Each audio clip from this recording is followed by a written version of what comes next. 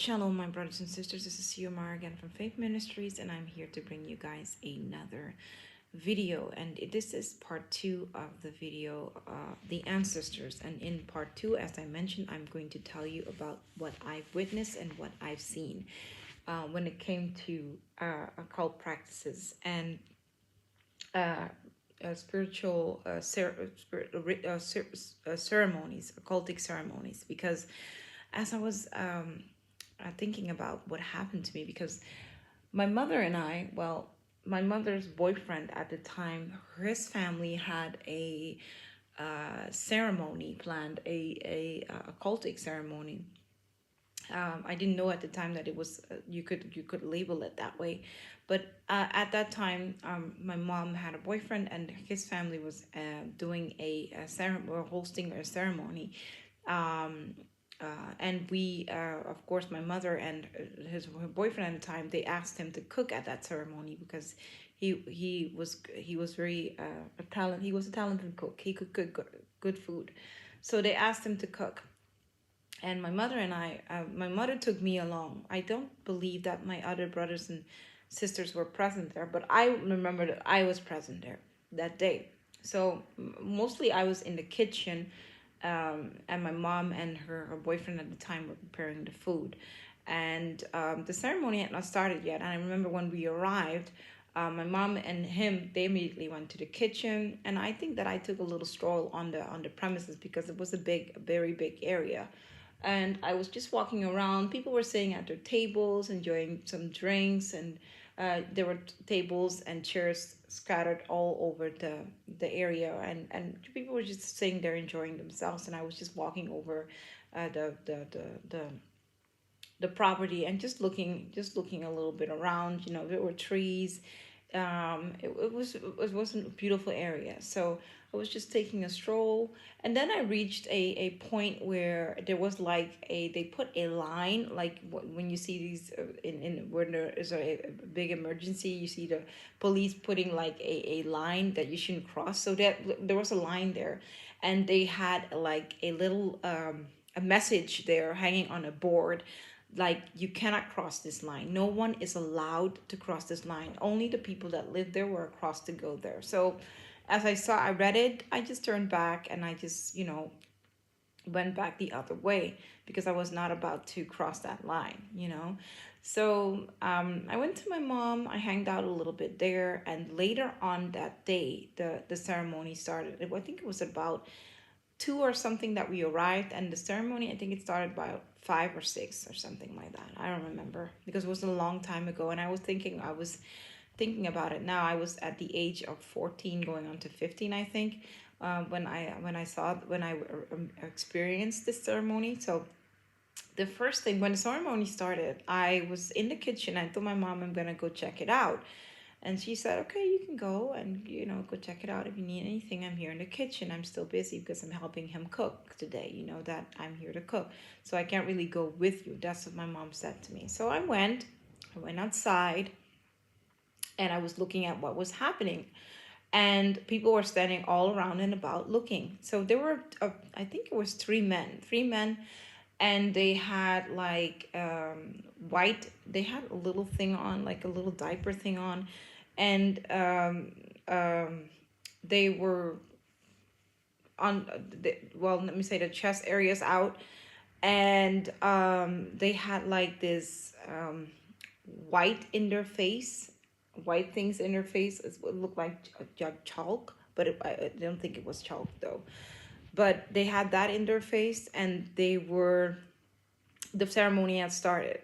And I remember they took a plant, like, I don't know, and this plant had like those very long needles, like you have like those needles, those thorns. No, it had long thorns. Sorry, had long thorns, like you see the roses have thorns, right?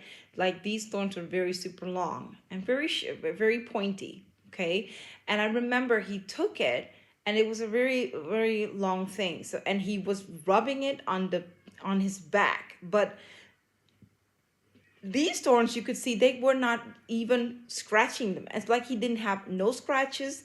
You cannot see where one of these thorns punctured through.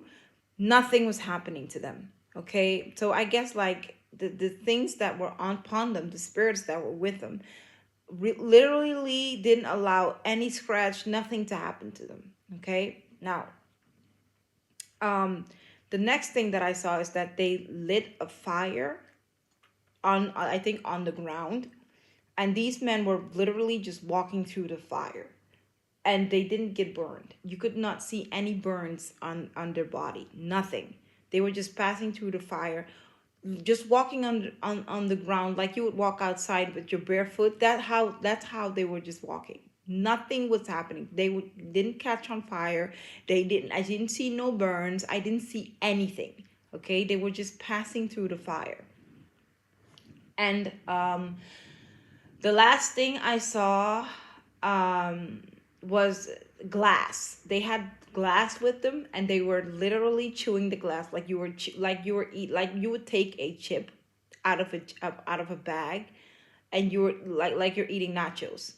Okay, they would just take these glasses, bottles or I think were bottles, or they were just glass. It was glass, and all I know is it was glass, and they were eating it like you were eating a bag of chips. Okay, and nothing happened to these men. Hear me and hear me well. These are all the things that I saw that day. Nothing was happening to these men. Okay, now all of a sudden, one of them started running after me. Oh my God. This is a true story, you guys. I'm not going to sit here and tell you no lie. I pitched up, ran to the kitchen, and I got into the kitchen, and I looked back of me, and he wasn't there anymore. Okay, apparently somebody stopped him in his tracks, and they hugged him or something like that. And I told my mom, I said, Mom, I had this guy running after me. And my mom said, he was just trying to hug you. I said, I don't want him to hug me. So at a young age, what I can say about this story is that at a young age, I already had a disdain for these things. I didn't like them at all. Okay, all of the things that I saw, all of these ceremonies, I think I went to one ceremony. Yeah, one. I think the one that my mom took me to. That was the only one, I think. Yeah. And all of the practices that I saw that they sometimes did at home. And I know that my mother would always prepare like a bath for us to take at the every end of the year. She would do this, and all of us would do these things. I never liked these things. Okay, I always thought that something was not right when I did these things, and I just grew up having a disdain for these practices that I saw happening. Okay, and one thing I know that they did, and that is in Surinamese, I'm going to say it, is sakapai. When when they get a dream or somebody, where they go to somebody who is a seer, they'll these people are not a seer. I think that they are conjure up these spirits, and these spirits would tell them to get this, to get that alcohol, to get this and that, and all those type of stuffs, and put it in a basket and just literally drop it into a pond, and people would literally do that. Okay, I don't know what all of these things meant, but I saw these practices, and I'm here to tell you about this. And because my family was heavy into these things, as I mentioned, the family, we had a lot of struggles. Okay, a lot of struggles. We did not get ahead in life. As I mentioned in the last video, what all of these things that happened to my uncles and my aunts, and how two of my mother's two of my mother's brothers are now deceased. So my mom has lost two brothers already. Okay, there are two left. Excuse me. And how the family just struggled from generations to generations because of these practices. And I remember that I always had a disdain, a dislike for these practices. And when I went to that ceremony, I even had a bigger disdain for them, because I was like seeing things that I was like, whoa, how is this even possible? How are people able to do all of these things? And you need to understand, if you go into the Bible, these practices were already on display in the Bible when Moses went to Pharaoh, because Moses turned his staff into a snake, and Pharaoh did the same thing. So you need to understand that these people are able to do all of these things. Okay, It's possible to do it, but listen, when you're walking with the Lord, these people cannot do anything towards you if you're really walking according to God's laws and commandments, as I mentioned. But the things that I've witnessed on that day is what really grew my understanding also, of the spirit realm and how real it is. Okay, and how people can just use evil forces, evil powers to do other things to others. Yeah, they can do these practices to other people, but they don't understand that they're cursing their family and their family lineage also. Okay, so yeah, that's what I really wanted to come tell you guys. This is the story. This is my story. I've lived these things. I've seen these things. I was a young girl at the time, as I said, 14 going on to 15. I do remember these practices. I do remember being there. I do remember witnessing these things. So, and I'm just here to tell you that nobody can come tell me anything when it comes to the spirit realm, and people saying that certain things are not real. Then listen, if you are focused on what you see and your senses, you're focusing on the wrong things. Always focus on the spirit realm. Walk with the Lord. Walk according to his laws and commandments.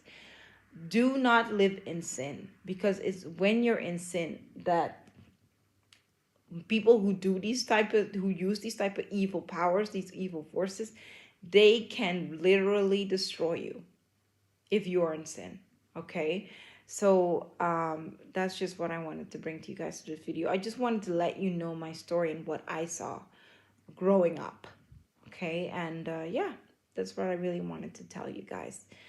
And just remember to walk with the with the Lord. Sorry, not the law, but with the Lord. Walk according to his laws and commandments. Do everything that the Bible says. Do not hold on to unforgiveness towards people. Practice forgiveness. Repent each and every single day for sins that you've committed knowingly and unknowingly, and keep your heart clean when it comes to when it comes to people. Because remember, as you serve the Lord, there are also people who are serving the enemy, and they are part of the enemy's camp, and they can literally, if they have a great knowledge of the spirit realm, they can literally shut things down for you physically. Okay, so always walk in the commandments and the laws of the Lord, and serve the Lord with all your heart. Yeah, so that's what I really wanted to bring to you guys with this video today. I pray you guys have a blessed day, and Lord willing, I will speak to you guys in the next video. Shalom, family. Bye.